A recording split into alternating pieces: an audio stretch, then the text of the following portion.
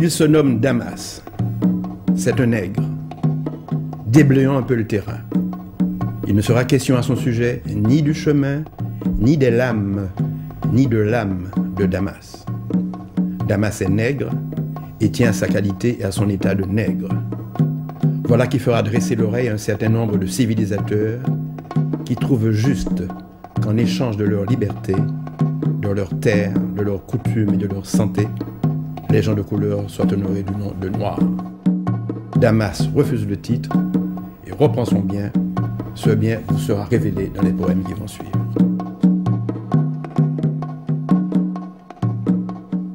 Il est des nuits sans nom, il est des nuits sans lune où jusqu'à l'asphyxie moite me prend l'âcre odeur de sang jaillissant de toute trempette bouchée. Des nuits sans nom, des nuits sans lune, la peine qui m'habite m'oppresse, la peine qui m'habite m'étouffe. Nuit sans nom, nuit sans lune où j'aurais voulu pouvoir ne plus douter, tant m'obsède d'écœurement un besoin d'évasion.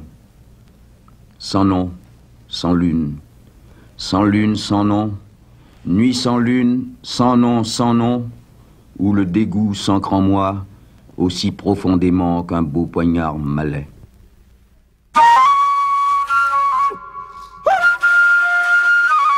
Lorsqu'on a 20 ans, en 1932, qu'on arrive à Paris et qu'on vient des Antilles, on vient précisément de la Martinique, qu'on est originaire de Guyane. La différence avec tout le monde noir à l'époque, la différence c'est qu'on s'appelle Gontran Damas.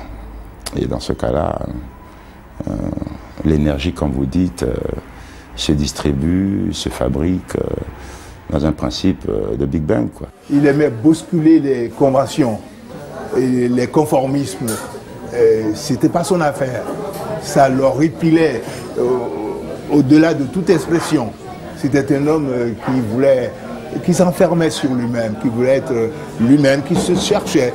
Il n'a jamais trouvé la réponse à ses questionnements, mais il avait souci d'être authentique, de rester dans sa gangue noire, et s'il en sort, c'est pour émettre des éclats. Lui et moi, et lui est peut-être encore plus fort que moi, nous sommes toujours sentis en marge.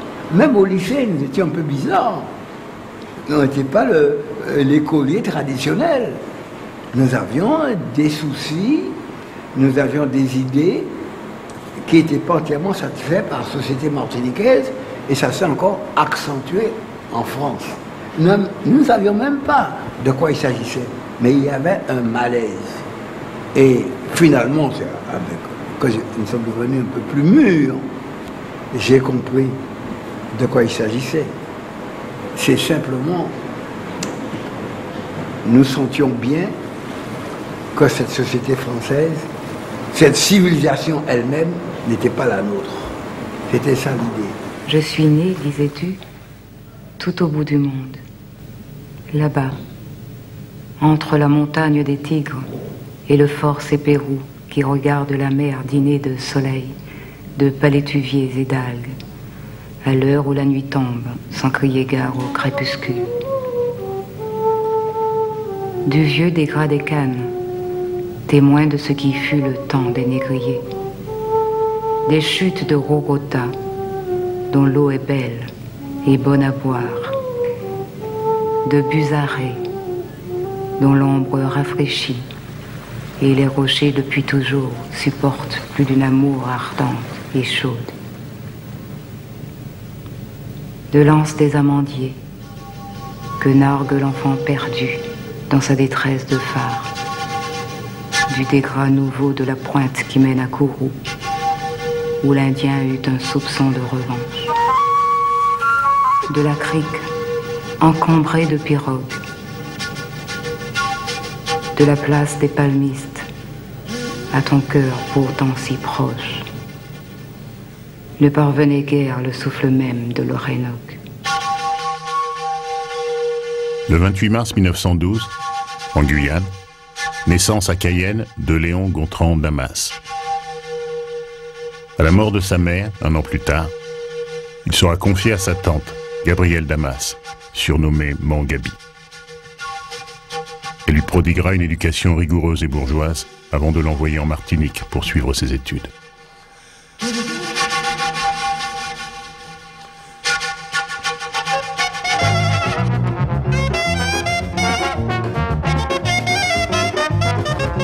Je devais être en classe de 3e au vieux lycée Schellcher.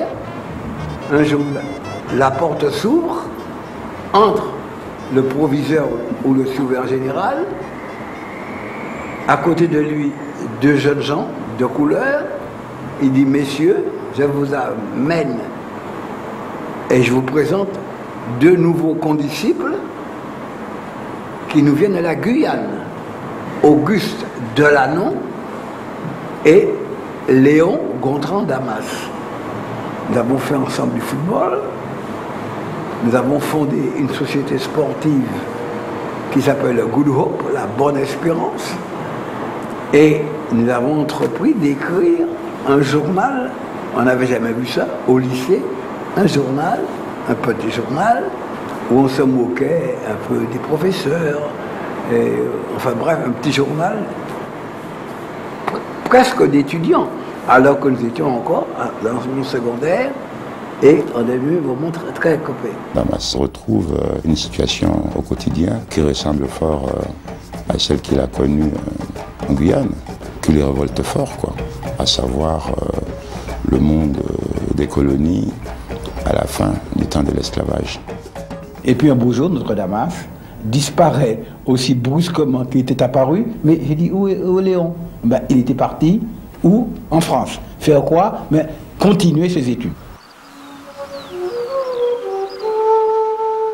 Exil et solitude. En 1928, il part pour la France où il est inscrit comme interne au lycée de Meaux. Puis il se fixe à Paris. Il s'inscrit en langues orientales.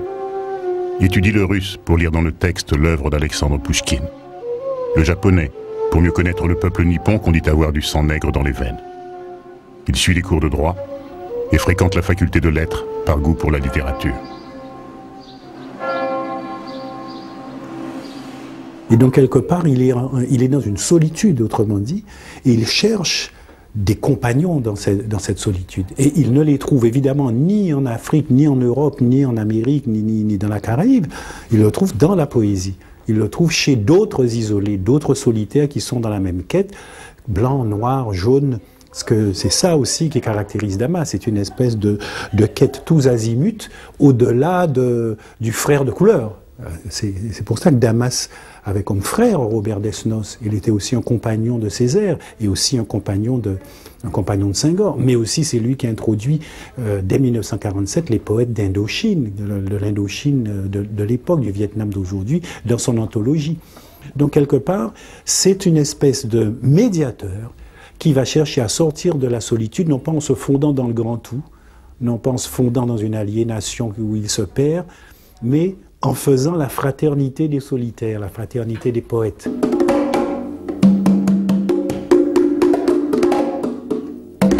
La ligne politique française est arrivée, comme la ligne politique anglaise, à faire en sorte que le grand roman, le grand écrit, reste une sorte de célébration de l'aventure coloniale. L'aventure coloniale est, au début du XXe siècle, la plus grande aventure qui soit jamais arrivée au monde occidental.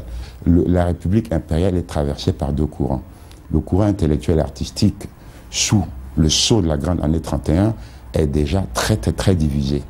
Nous avons d'un côté une France qui célèbre les acquis de l'Empire, et de l'autre côté, à l'intérieur de la France, qui pense et qui crée des gens qui sont contre, qui disent ouvertement que c'est une aberration et que c'est une abomination. C'est parmi ces gens-là que Gontran Damas et ses contemporains, on va en parler tout à l'heure, vont commencer à trouver non seulement une oreille compatissante, mais un fond de leurs idées théoriques qui vont accoucher beaucoup plus tard la négritude.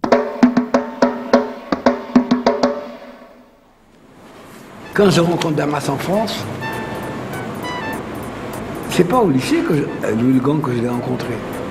Dans ce boulevard Saint-Michel.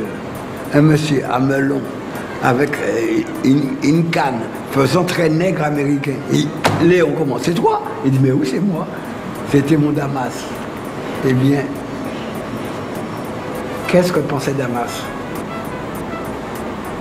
J'ai l'impression, il fait très élégant, il faisait snob. Vous ne l'avez pas connu comme ça? Ah ben, un côté snob chez lui. Mais comique. J'ai l'impression d'être ridicule dans leurs souliers, dans leur smoking, dans leur plastron, dans leur faux col, dans leur monocle, dans leur melon. Et c'est vrai qu'il n'importe un. J'ai l'impression d'être ridicule. J'ai l'impression d'être ridicule. Avec mon cou en cheminée. Avec mes orteils qui ne sont pas faits pour transpirer. Avec ces maux de tête qui cessent chaque fois que je salue quelqu'un. Avec le maillotage qui m'affaiblit les manches. J'ai l'impression d'être ridicule. Qui enlève à mon corps sa beauté de cache-sexe. De leur manière. J'ai l'impression d'être ridicule. De leur courbette. Avec les théories qui dans leurs multiples besoins de singerie. Besoins, de leur passion, de leurs instincts ouverts la nuit en forme de paillasson. J'ai l'impression d'être ridicule. Parmi eux, complices. Parmi eux, souteneurs. Parmi eux, égorgeurs. Les mains effroyablement rouges du sang de leur civilisation.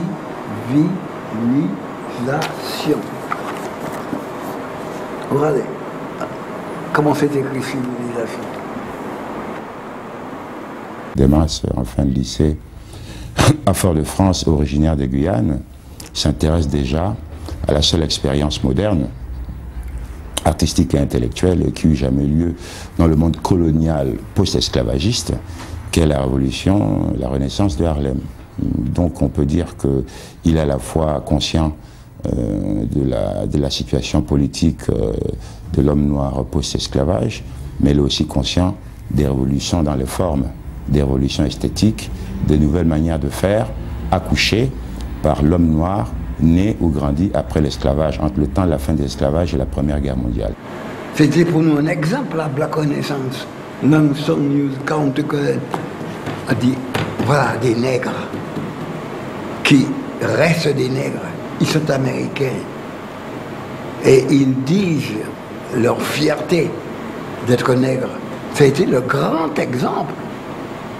Et alors, nous, qui sommes de culture française, qui relevons de cette culture de civilisation française, nous aussi, nous avons quelque chose à faire. À l'exemple des nègres américains. C'est un grand modèle pour nous.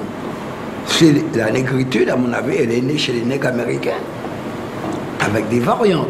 Mais c'était pour nous le grand modèle. La personne qui accouche de cette idée en tant que concept, en tant que système qui opère à la fois sur le plan formel, sur le plan esthétique et sur le plan politique, il s'appelle Gontran Damas. Pourquoi? Parce que c'est clair que Césaire le dit, Senghor l'a écrit, que sans Gontran Damas, il aurait été impossible de connaître les résultats de l'invention formelle des Noirs américains lors de la Renaissance de Harlem. Il aurait été impossible de se poser la question et d'essayer de trouver dans leur travail une forme d'écriture dans la langue de l'oppresseur qui puisse les raconter esthétiquement, les rapprocher esthétiquement de leur peuple, comment inventer soi-même, en vérité, en vrai, de façon neuve, dans la langue de l'oppresseur, dans la langue du colonisateur. Pour Césaire, pour Senghor, c'est un instrument. Pour Damas, la question est un peu plus compliquée. On savait que le monde dans lequel nous étions était un monde faux, que ce n'était pas le nôtre, et que tout à il fallait que nous construisions notre monde. Alors, il y avait une sorte de dénonciation d'une civilisation et l'aspiration à autre chose, un autre monde. Le nègre, oui, mais le nègre nouveau. Ce n'était pas le nègre de l'esclavage.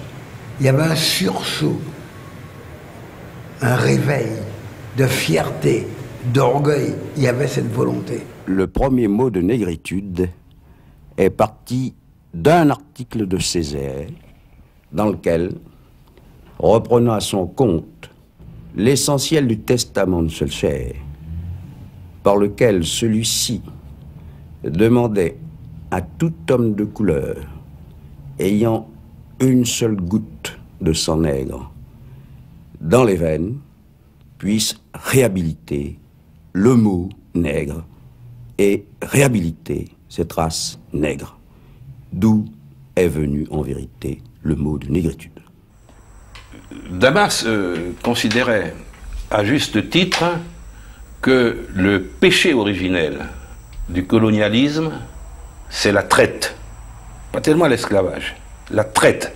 C'est-à-dire cet arrachement de la terre africaine d'hommes et de femmes valides, jetés à fond de cale et transportés de l'autre côté de l'océan pour en faire des esclaves. Et le premier poème de Pigment, d'ailleurs, est significatif à cet égard. Le premier poème de Pigment, c'est « Ils sont venus ce soir où le tam-tam roulait de rythme en rythme la frénésie des mains. Ils, c'est-à-dire les négriers et leurs vaisseaux infâmes, qui sont venus organiser ces razzias sur les côtes africaines pour asservir des hommes qui jusque-là étaient des hommes libres. » Si souvent mon sentiment de race m'effraie, autant qu'un chien aboyant la nuit une mort prochaine quelconque, je me sens prêt à écumer toujours de rage contre ceux qui m'entourent, contre ceux qui m'empêchent à jamais d'être un homme. Et rien ne saurait autant calmer ma haine qu'une belle mare de sang faite de ces coutelas tranchants qui mettent à nu les mornes à Rome. L'Afrique a un passé, a une histoire qu'on a étouffée, parce que c'est le mouvement normal de tout opposant. Et il faut, quand on veut s'imposer, on s'oppose. C'est une gymnastique qui vient à l'esprit de quiconque veut envahir un terrain. Ça a été la démarche des colons. Ils se sont opposés, ils ont écrasé nos cultures, ils nous ont vidés de notre substance spécifique pour nous remplir de la densité des Blancs. Et nous sommes devenus des mensonges de race, des Blancs contreplaqués. C'était ça qu'on reprochait le plus à la colonisation. C'était ça. Et des hommes comme Césaire, comme Damas nous ont aidés à nous guérir de cet état.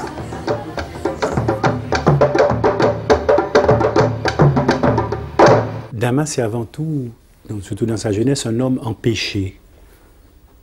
Un homme empêché. Et qui veut sortir du trou dans lequel il se trouve. Il est empêché parce que rien ne ressemble en fait à son idéal ou à ce qu'il souhaite.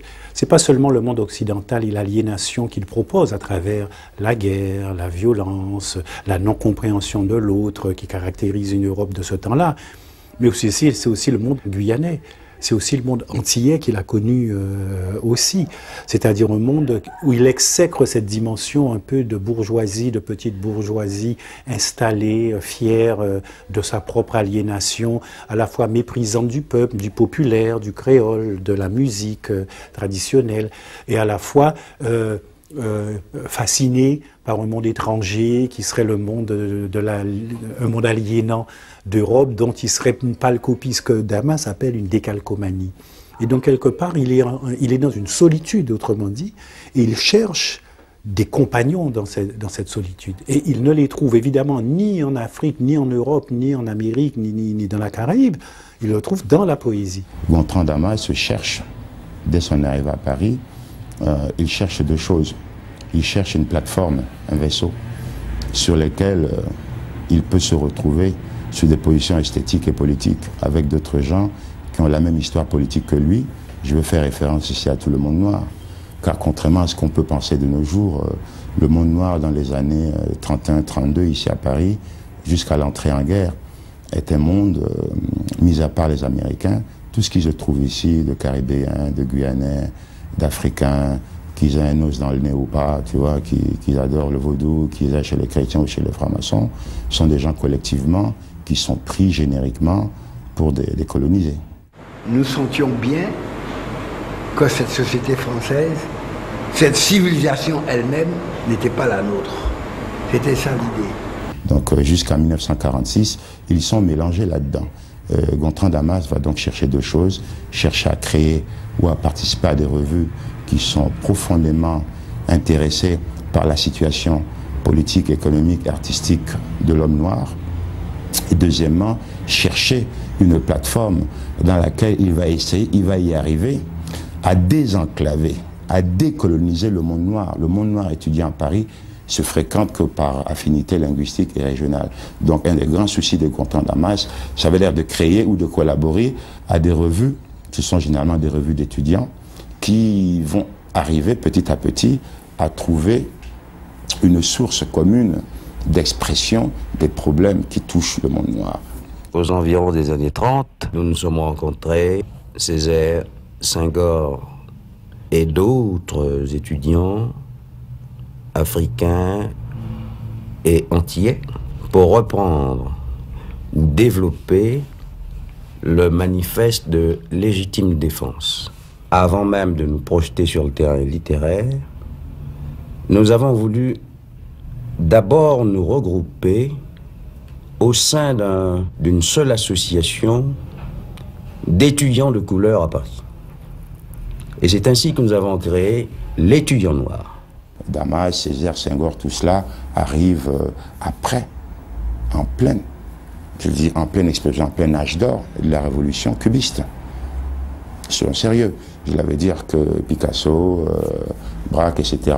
sont des gens dont on connaît la fréquentation des arts nègres du musée de l'homme dont on va parler tout à l'heure et qui, à la rencontre de la statuaire béninoise, ivoirienne, congolaise, gabonaise, etc., vont reformuler le regard occidental sur les questions de volume, de géométrie, d'équilibre, de masse.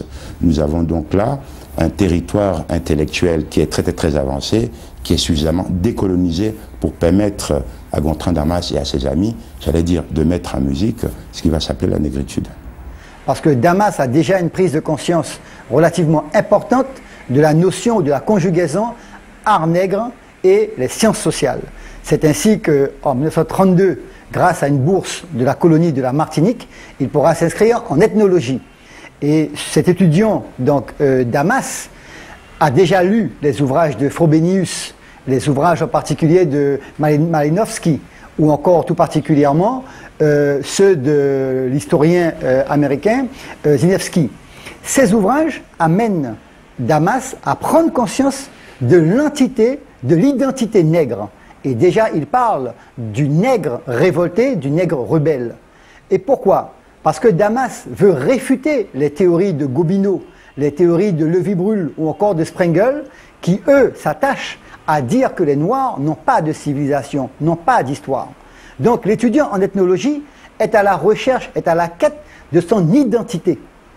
En 1931, on est 17 ans, 16 ans avant la création de Présence africaine, et à la Cité internationale boulevard Jourdan, maison du Saint-Pail, c'est ce qu'on appelle la maison de l'Afrique. Il se trouve qu'il y a là, Aimé Césaire arrivé en 1931, Gontran Damas probablement arrivé 2 ans avant, il y a là Cheikh Anta Diop, il y a Senghor, il y a Alioune Diop qui est le dernier arrivé. Nous avons là des gens en place entre 31, 32, 33, des gens qui sont au courant, 1, de l'expression universelle, 2, de la mission Marchand. Car en 1931, la France met en place la première mission ethnographique qui s'appelle Dakar-Djibouti, et la confie à un monsieur qui s'appelle Griol.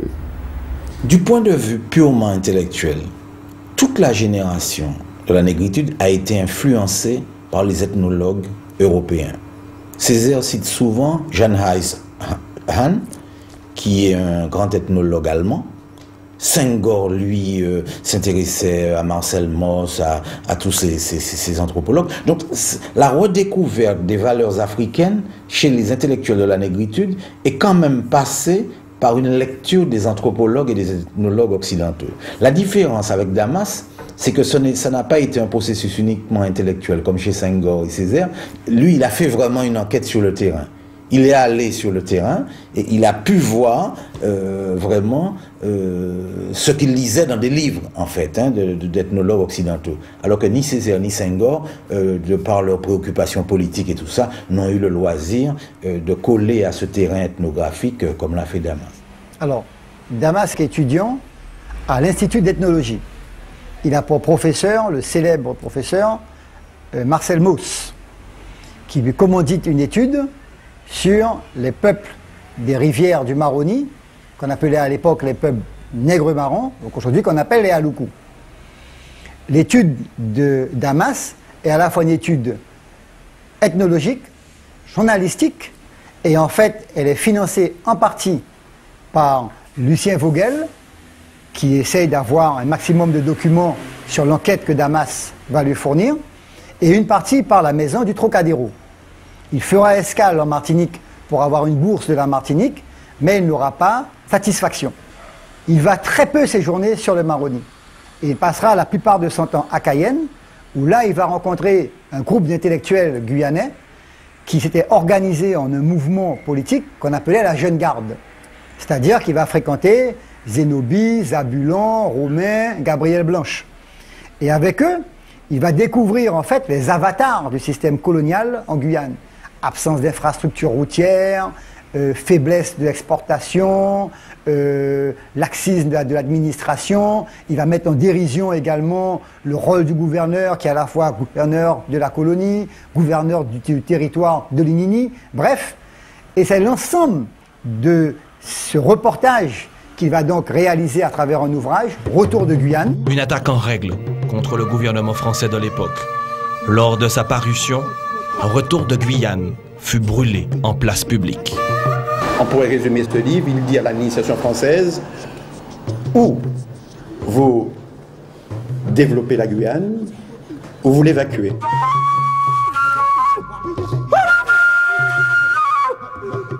Comme tous les membres de la nouvelle élite guyanaise, Damas a pour but de mettre son savoir au service de sa terre natale. Fidèle aux idées développées dans Retour de Guyane, en 1946, il s'engage en politique et se jette dans l'arène électorale aux côtés de René Jadefar. Il fait campagne contre Gaston Monnerville. René Jadefar gagne les élections, mais disparaît brusquement dans un accident d'avion. Le 4 janvier 1948, Damas est élu député à la place de René Jadefar.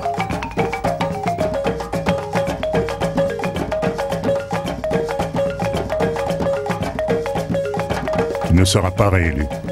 En 1951, il est battu par Édouard Gaumont. Vous avez une somme de richesses. Vous avez en vous tout ce qu'il faut pour pouvoir réaliser le destin de la Guyane à partir du vôtre propre et à partir de celui de tous les jeunes du monde entier. La départementalisation, nous disait-on, c'était l'égalité des droits et donc l'égalité des chances. Nous avons donc eu un premier réflexe absolument favorable à cette départementalisation. Et le premier à avoir attiré l'attention sur cette départementalisation en faisant une critique acerbe, ça a été précisément Damas. Mais lorsque Damas a été élu député, la départementalisation était déjà votée, mais Damas avait été frappé par le fait que la loi de départementalisation de 1946 était dite loi d'assimilation. Or ce mot, assimilation, l'horripilait. Parce que, disait Damas, dans l'assimilation, il faut bien comprendre qu'il y a un agent assimilateur, actif, et un agent assimilé, passif. Et lui ne voulait pas de cette passivité guyanaise. Il disait que nous avions, nous, des valeurs à apporter dans le concert international des nations et que par conséquent, s'il y avait assimilation, il fallait que nous puissions assimiler des valeurs, des cultures autres, mais en aucun cas, nous ne devions nous mettre en position d'être assimilés. Ils ont si bien su faire les choses, qu'un jour nous avons tout foutu de nous-mêmes, tout foutu de nous-mêmes en l'air. Qu'ils aient si bien su faire les choses, qu'un jour nous ayons tout foutu de nous-mêmes, tout foutu de nous-mêmes en l'air. Il ne faudrait pourtant pas grand-chose, grand-chose, pour qu'en un jour enfin tout aille, dans le sens de notre race à nous, Il ne faudrait pourtant pas grand-chose,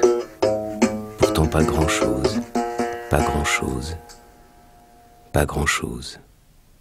Pour moi, Damas est un paladin de la révolte et de la liberté.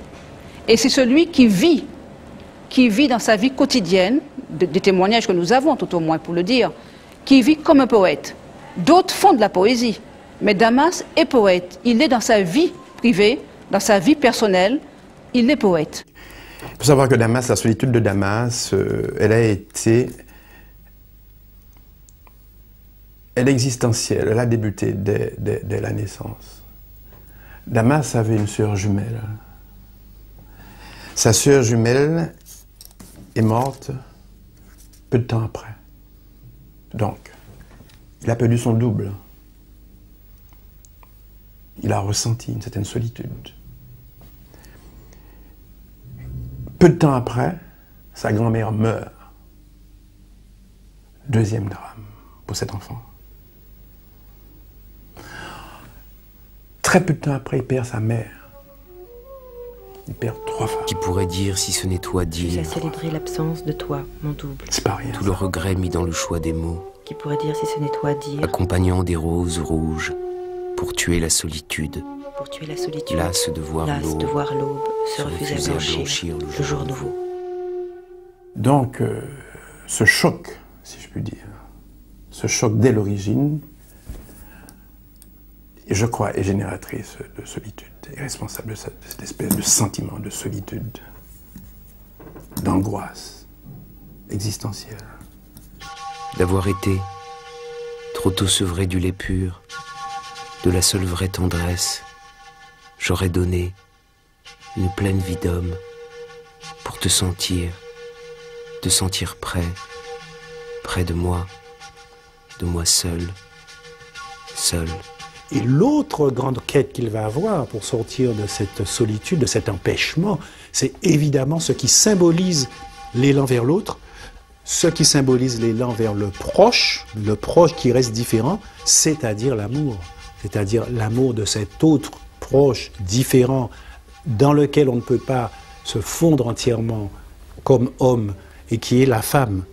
Et donc on verra que toute la poésie de Damas, toute sa quête, toute sa vie, y compris dans sa vie personnelle, c'est une vie de quête de l'amour, mais en même temps d'expression de l'amour, avec évidemment l'angoisse de l'amour perdu, la peur de l'amour à trouver, de l'amour espéré, l'inquiétude devant la rencontre possible ou non possible, même parfois par le gré du hasard, et ainsi de suite. Elle avait eu par devers elle, à mon insu de temps immémoriaux, les clés de la clé du royaume. D'où vient que non contente d'avoir de l'autre les yeux, tuait parfois de l'autre les lèvres. Un soir où je m'en étais allé, à la recherche de mon ombre égarée en quelque coin perdu, la veille de l'avant-veille, de la seule veillée valable et vraie de ma mort en série. D'où vient-il que tu en es?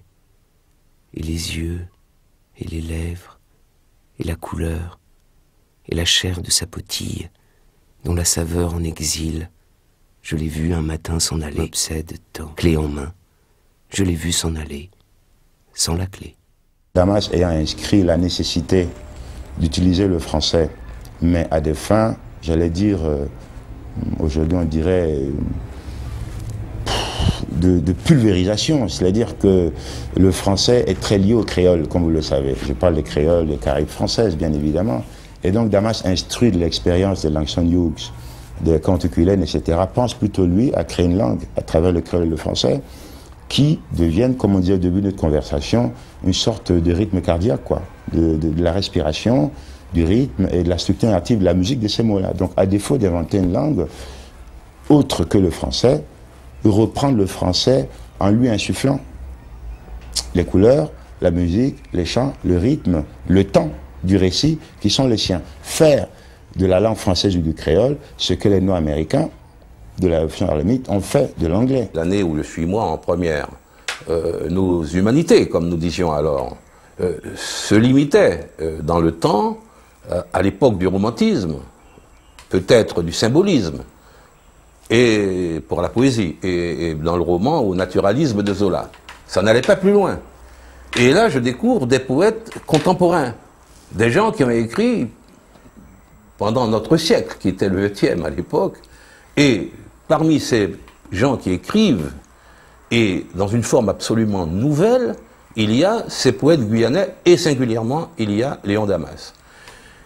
Et Léon Damas me révèle qu'il n'est pas obligatoire de se plier aux règles classiques de la prosodie française, c'est-à-dire la rime, l'alexandrin, la césure obligatoire, les deux hémistiches.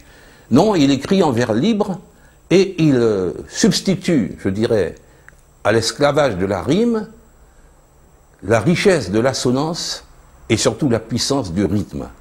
Et là, pour moi, c'est une révélation.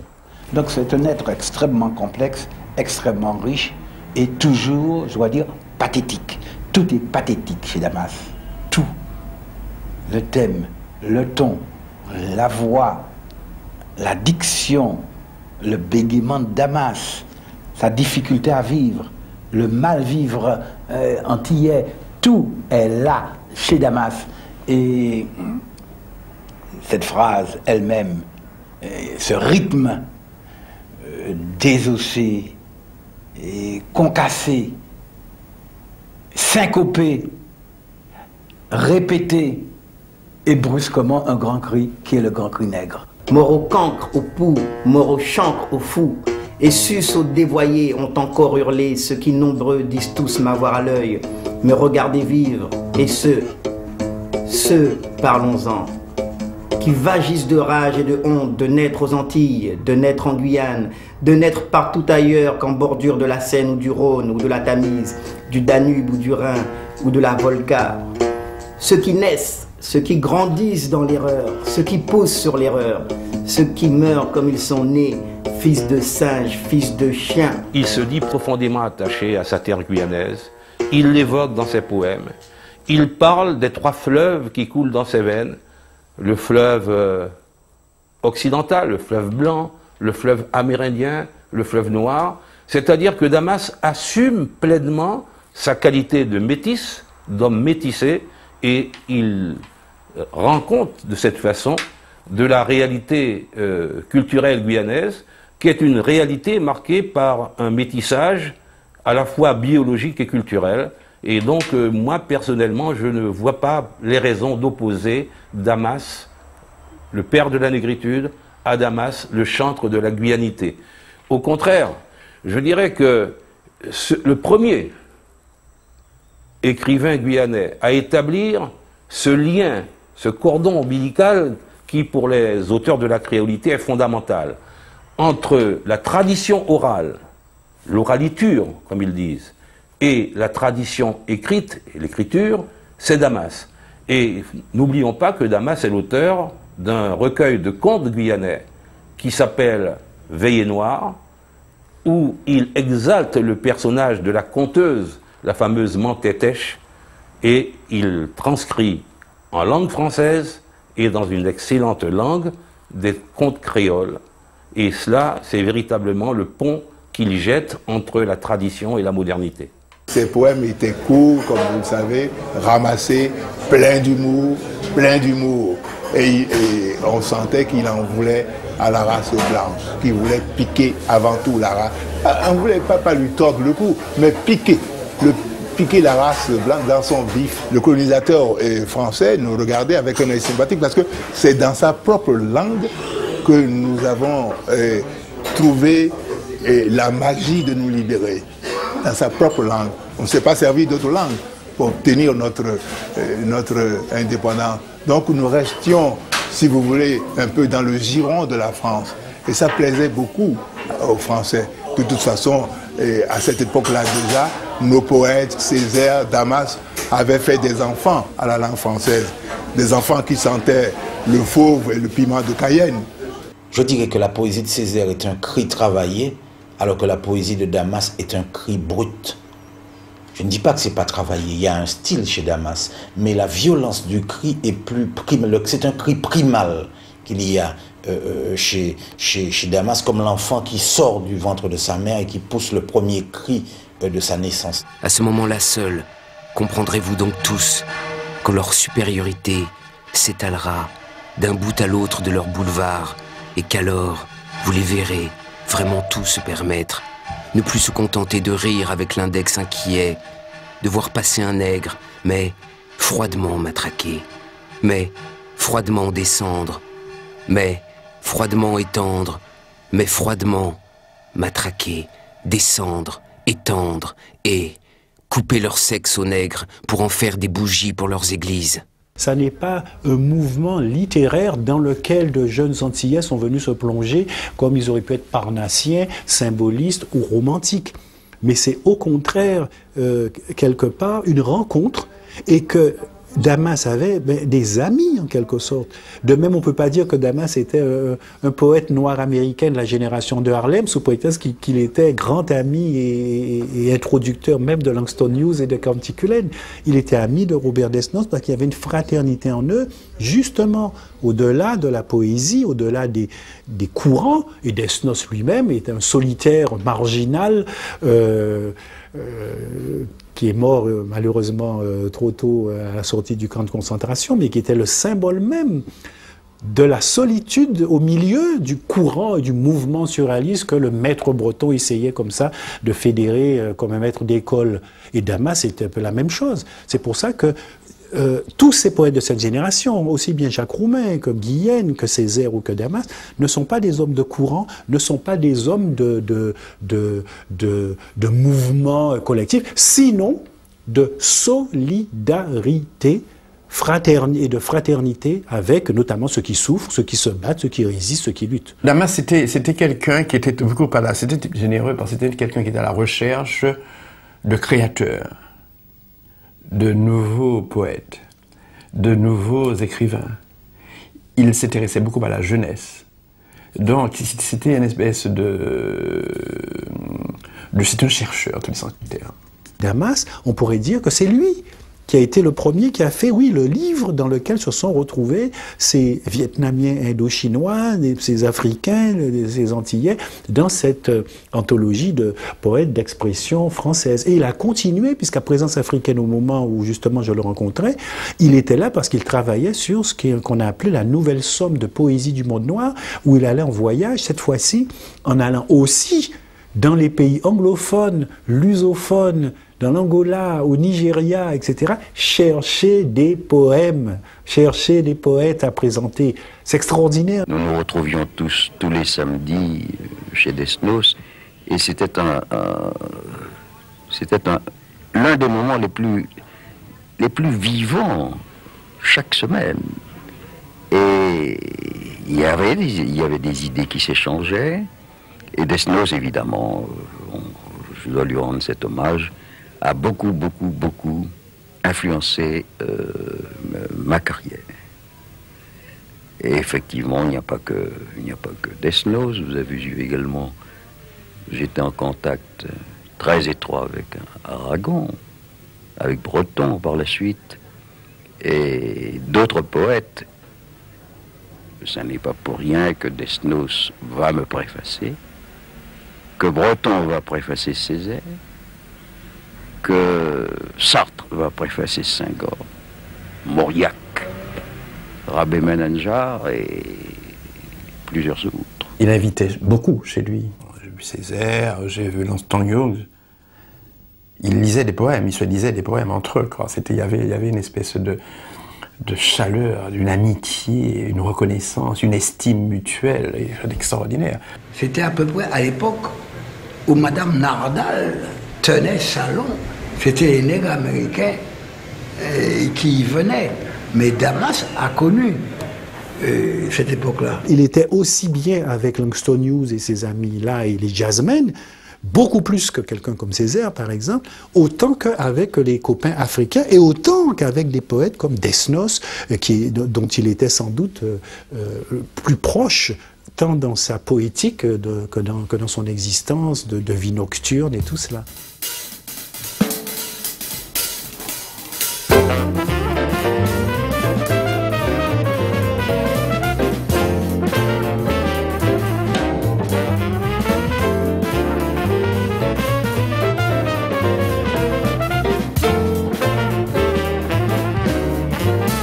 Chaque fois que je sortais en fête, on se rencontrait et tout, et c'était formidable parce que il me disait toujours, pourquoi tu es si nul, pourquoi tu es si inculte, apprends à lire, lis. Et moi j'étais à milieu de pensée, je pensais qu'à faire la fête en fait, je pensais pas à tout ça. Mais on a eu des conversations pas mal, mais le plus gros reproche qu'il m'a toujours fait, c'est de ne pas être cultivé. Ça le désolait. Non, Damas et les femmes. Je pense que Damas c'était l'intellect, Dans nos relations, moi j'étais le physique et Damas c'était le séducteur. Il était toujours sur le point de mordre et d'embrasser. Tu vois, alors on ne sait pas où les griffes et les coups de dents commençaient, où le baiser commençait. Tu vois, c'était un peu ça, Damas. J'ai rouvert la canne à sucre. Et donc Maurice Vian venait à la canne à sucre presque tous les soirs. De là, j'ai connu des tas de gens, dont Léon Damas. Et j'étais ami avec eux parce qu'ils venaient le soir, parce qu'on parlait de poésie, de choses comme ça.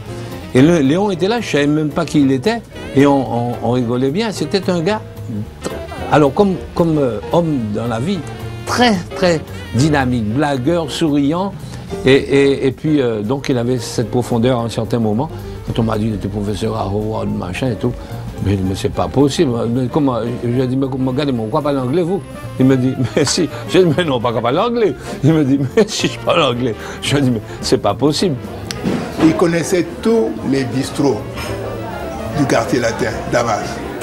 Et quand on se dirigeait vers un bistrot, il nous arrêtait. Ah non, on va contourner. Parce que là, j'ai une ardoise que je n'ai pas réglée encore.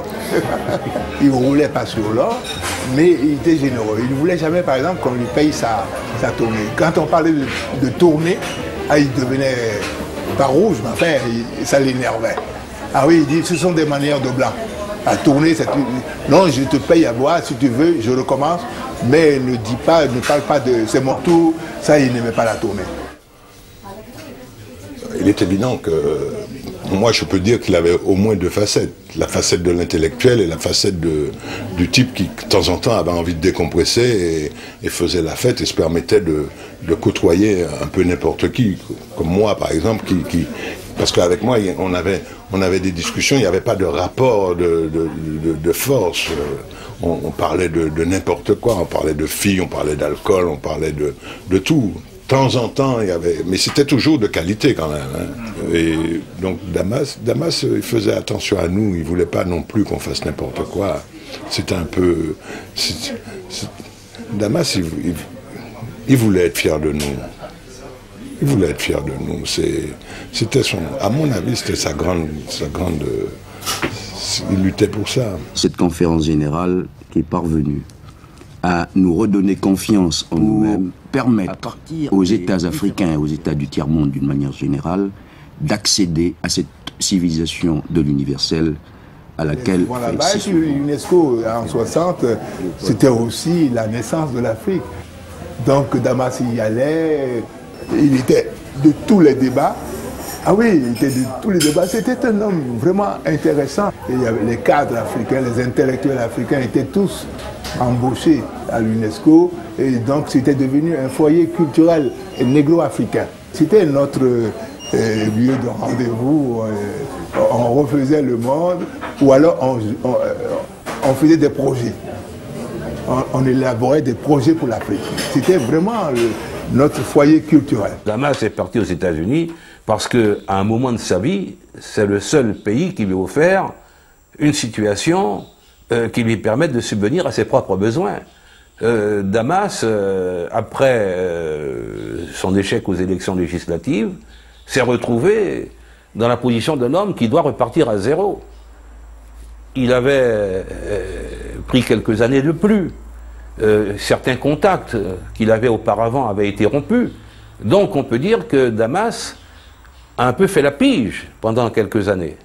Certes pour des organismes aussi honorables que l'UNESCO ou le Musée de l'Homme, mais ça n'était pas un emploi permanent. Ce n'était pas un emploi avec un salaire mensuel. Et donc Damas, lorsqu'il a eu la chance d'être appelé aux États-Unis, où son œuvre est très connue, il a été appelé par cette université noire, Howard University, il a été très heureux d'accepter, et là il a eu, je dirais, Dieu merci, un poste à la hauteur, sinon de ses ambitions, mais en tout cas à la hauteur de sa réputation et de son talent. Et voilà pourquoi il est parti aux États-Unis, mais ça n'est pas du tout par foucade ou sur un coup de tête. Et là, il était très très apprécié des Américains, des étudiants américains, qui dit tiens, un homme comme Damas, qui était leur professeur, il recevait à la manière il était tellement aimé de ses étudiants qu'il recevait, et les étudiants, comme ça se fait souvent en Amérique, des étudiants chez lui. Et les étudiants se sont criés, voilà l'histoire vivante, quand il parlait de Damas, voilà l'histoire vivante. Tant ils pensaient que Damas incarnait le mouvement de la négritude. Je me souviens la dernière visite que m'a rendue Léon Gontran Damas, la dernière. Il ne venait pas me voir souvent. On pensait souvent l'un à l'autre. Et un jour, il m'a dit, tu sais, nous apportons des partis différents, on essaie de nous opposer l'un à l'autre, mais rien ne me séparera jamais de toi. Un jour, il m'a dit ça dans les couloirs de l'Assemblée nationale. Et Damas n'a plus été élu député. Il s'est rendu aux États-Unis où il a trouvé un emploi. Il a été professeur, excellent professeur aux États-Unis. Et puis, il s'est marié. Et puis, il est tombé malade. Et j'apprends que Damas est atteint d'un cancer de la gorge. Et un jour, on sonne chez moi. Je vais ouvrir. Et qui vois-je? Damas. Damas, fatigué, amaigri, un foulard au cou. Damas tombe dans mes bras. Et il dit, je suis de passage à Paris, mais j'ai tenu à te voir. Et je suis venu te dire, Césaire, qu'un nègre ne meurt pas facilement. Vive les rebelles, les réfractaires, les cutéreux, les insoumis, les vagabonds, les bons absents, les propres à rien. Et vive. Vive la racaille, la canaille, la valtaille, la négraille. Et vive. Vive les fous, vive les poux, vive les cancres, vive les chancres.